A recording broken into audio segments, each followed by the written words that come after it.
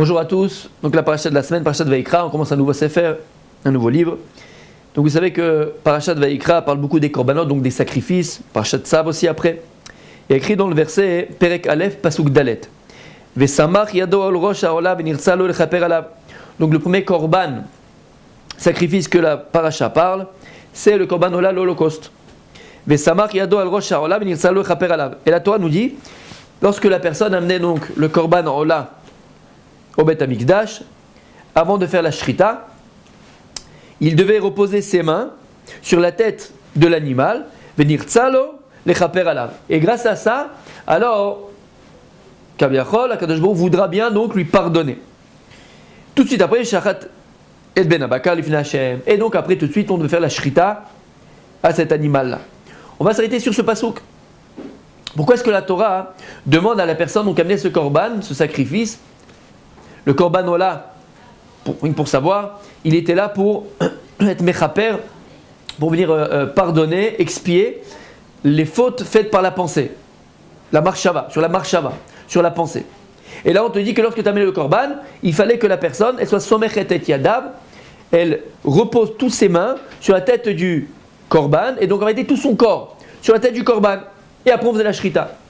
La question est simple, pourquoi y avait-il besoin que la personne qui avait ce korban mette ses mains dessus, faisait le vidouille, et qu'elle faisait peser tout son corps sur la tête de l'animal? Qu'est-ce que ça représente ici? Pour comprendre ça, je vous ramène ce que dit le Eretz Zvi au nom du Avnei Nezer. Écoutez bien, il dit comme ça. Ki tachlit avodat ha'adam ba'olam hazei. Il dit parce que le but même du travail de l'homme dans ce monde-là, chez Yaskil bechokhmato, chez Bemoach, l'avin ma'u ma'aseh atov shehu lasoto. Voilà le but de la avodat de l'homme. Voilà c'est quoi le travail de l'homme? C'est que la personne, elle arrive à réfléchir, à penser avec son intelligence qui se trouve dans son cerveau, dans sa tête, pour qu'elle comprenne.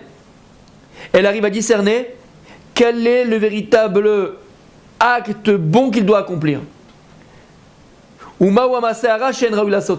Et quel est l'acte mauvais qu'il ne doit pas accomplir. Donc l'homme, toute sa vie, Akadosh Baruch Hu l'a donné ce koach hatzum, cette force extraordinaire qui s'appelle son cerveau, son intelligence. Et l'homme, il doit utiliser son cerveau pour arriver à discerner entre le bien et le mal, entre ce qui est bien de faire et ce qui est mauvais d'accomplir. Et lorsqu'une personne va réussir donc à réfléchir véritablement sur ce qui est bon et mauvais, alors à ce moment-là seulement, son intelligence, son esprit et sa conscience pourra influencer sur sa volonté qui se trouve dans son cœur. Et ensuite, une fois qu'il aura réussi à influencer donc dans son cœur, à son cœur, qui est l'endroit du ratson, des ratsonot de l'homme, des volontés de l'homme, alors le cœur lui-même influencera sur les autres membres d'accomplir cette volonté-là. Qu'est-ce qu'il nous a amené Nézer? Voilà ce que c'est un homme. Un homme, et le but de ta avodat Hashem, pour que tu te réalises Be'emet, c'est la réflexion, c'est la conscience. La conscience de l'esprit. Elle est dans le cerveau, elle est dans la tête. Un homme, il doit apprendre à discerner une personne, quand je parle d'homme, avec un grand H. Une personne doit apprendre à discerner entre le bien et le mal. Qu'est-ce qui va m'amener à me réaliser Be'emet? Qu'est-ce qui va m'amener à quelque chose de bien? Qu'est-ce qui va m'amener à mon but véritablement? Ou qu'est-ce qui va m'empêcher de me réaliser? Qu'est-ce qui va m'empêcher de devenir? Qu'est-ce qui va m'empêcher de me réaliser Be'emet?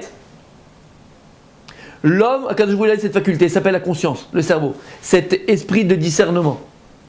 Une fois que l'homme arrive à discerner, alors maintenant, il faut qu'il fasse descendre ce savoir, cette conscience, à son cœur. C'est quoi le cœur? Dit le Rav Dessler, dit les Chachamim, c'est là où repose la volonté de l'homme, là où repose tes retsonot, là où repose tes volontés. Et une fois maintenant que tu décides donc d'accomplir, d'agir en fonction de cette volonté-là, alors tu vas donner, le cœur c'est lui qui va donner donc l'ordre aux autres membres du corps, aux pieds, aux mains, mais d'agir dans la réalité. dit l'Ibn Nezer. C'est pour ça que lorsqu'une personne elle arrivait à amener son korban Ola, korban Ola il vient expier sur la pensée, sur les mauvaises pensées. Lorsqu'on amenait le korban, il fallait que la personne elle vienne, elle soit somechet, elle vienne, elle repose ses mains sur, et tout son corps en vérité sur le korban. Pourquoi il fallait qu'il repose ses mains et tout son corps, tout son poids, tout son koar. Quand on parle de koar dans la Torah, quand on parle de koar dans la Gemara, quand on parle de koar, on parle de ratzon. Le koar d'une personne, la force d'une personne, c'est sa volonté. Il devait reposer toute sa volonté sur la tête. Pourquoi ? Parce que c'est ça qu'il fallait expier. Si maintenant tu as une mauvaise pensée, si maintenant tu as mal agi, c'est qu'en vérité, le problème n'est pas dans l'action, puisque l'action est engendrée par une pensée. L'action, simplement, le résultat d'une pensée. C'est que le problème, il était dans le moire. Le problème était dans la pensée. Le problème, il était à la base, dans la carte mère. C'est quoi dans ta conscience ? Donc d'abord, tu fautes par ta conscience, ou ta mauvaise conscience. Donc lorsqu'on venait au Beth Amikdash pour amener ce korban-là, il fallait reposer tes mains sur la tête de l'animal. Comme on sait que l'animal représente la personne elle-même, puisque normalement c'était la personne qui devait recevoir toute cette procédure de shrita, elle devait mourir. T'as fauté, tu devais mourir. À 4 jours, il prend une tumura, il prend en contrepartie l'animal pour que ce soit une kapara, pour que ce soit une expiation à la place de la personne. Parce que toi-même, tu as fait un maaseh bémi, toi-même, tu as fait un acte animal. Quel acte animal tu n'as pas pensé ? Un animal, il ne pense pas.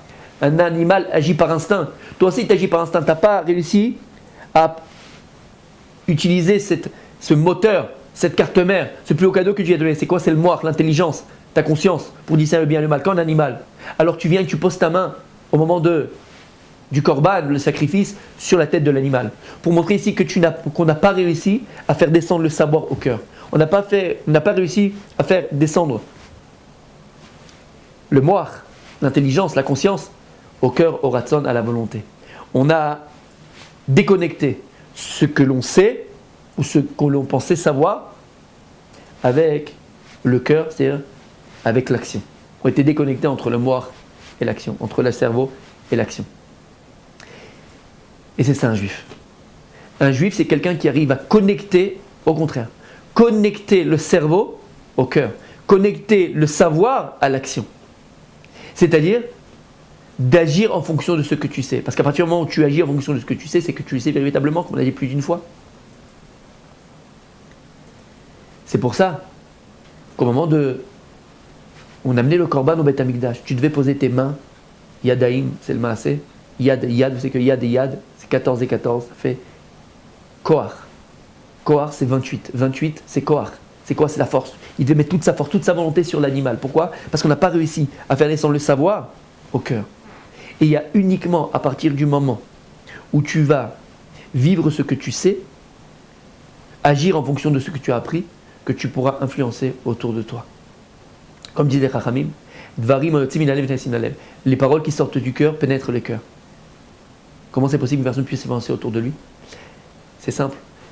Les paroles qui sortent du cœur. C'est-à-dire que si toi maintenant tu agis en fonction de ce que tu sais, et donc tu es ce que tu dis, et tu vis ce que tu dis, alors à ce moment-là, tu auras pénétré le cœur de tes interlocuteurs, tu auras pénétré le cœur des gens qui t'écoutent, tu auras influencé la Torah aux autres, tu auras amené les autres vers la Torah, vers le vrai, vers l'essentiel. Pourquoi ? Parce que tu es ce que tu dis, parce que tes paroles sortent du cœur. C'est quoi les paroles sortent du cœur ? Le cœur, c'est, on dit la volonté, les retsonotes. C'est que tu vis en fonction de ce que tu dis, en fonction de ce que tu sais. Alors si tu es ce que tu dis, tu pourras influencer autour de toi. Voilà pourquoi, lorsqu'on a été au Beth Amikdash, on a mis le korban, on devait reposer les mains sur la tête de l'animal, pour t'apprendre qu'il ne faut jamais déconnecter le savoir et le cœur. Il faut que tu agisses en fonction de ce que tu sais. Shabbat Shalom Varach.